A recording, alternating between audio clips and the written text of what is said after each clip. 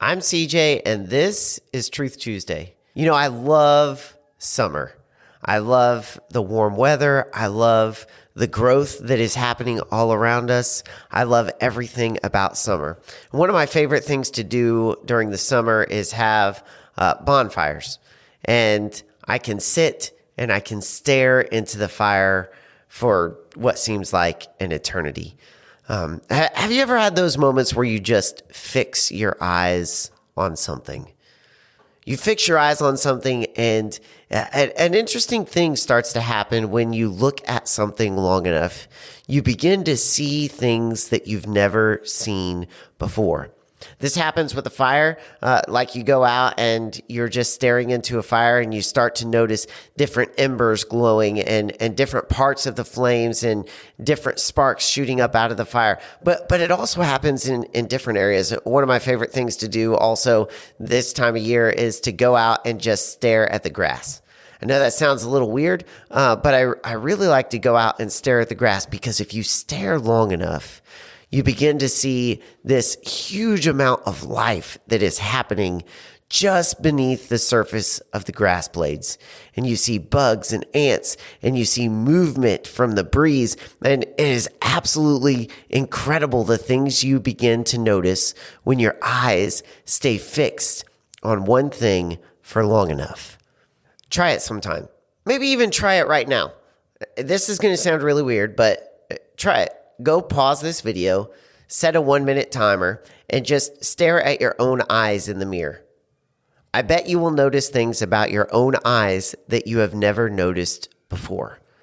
Because you see, when we fix our eyes on one thing for long enough, we begin to notice things about that thing that we are fixing our eyes on.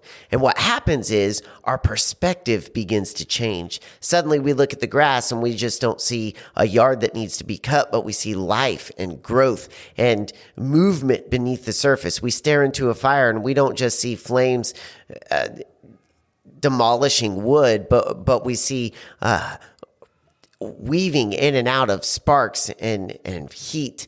And if you stare into your eyes long enough, you will begin to notice that like crevices and veins and things that you've never noticed before. And here's why I'm talking about fixing your eyes, because your perspective begins to change. And in Hebrews chapter 12, verse 2, the Hebrew writer says this: "Let us fix our eyes on Jesus. He is the author and the perfecter of our faith." You see, a lot of times we fix our eyes on ourselves, and so we notice our flaws and our mistakes and our failures, and we think that our faith is not good enough.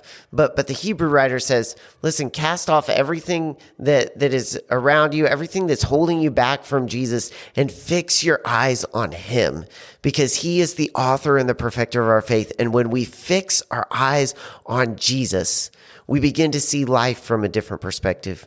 We begin to see Jesus setting us up in different ways for different opportunities to impact people for his kingdom. We begin to see that he's opening doors for us to reach into people's lives and into their hearts. And when we fix our eyes on him, our perspective changes, and suddenly we can use the things that were struggles or difficulties to honor him and his kingdom and to help other people that are struggling or may have difficulties of the same things. And so I want to encourage you this week to fix your eyes on Jesus. Fix your eyes on Jesus. Now, how do you do that? And really quick, a lot of times we just need reminding that Jesus is for us, that he is with us, that he has a plan for us and a purpose for us. And so this week, if you're having a little bit of trouble maybe remembering Jesus is there, we may just need reminding. And so I want you to write yourself a note that just says, fix your eyes on Jesus, or Jesus has my life, or Jesus has a plan for me.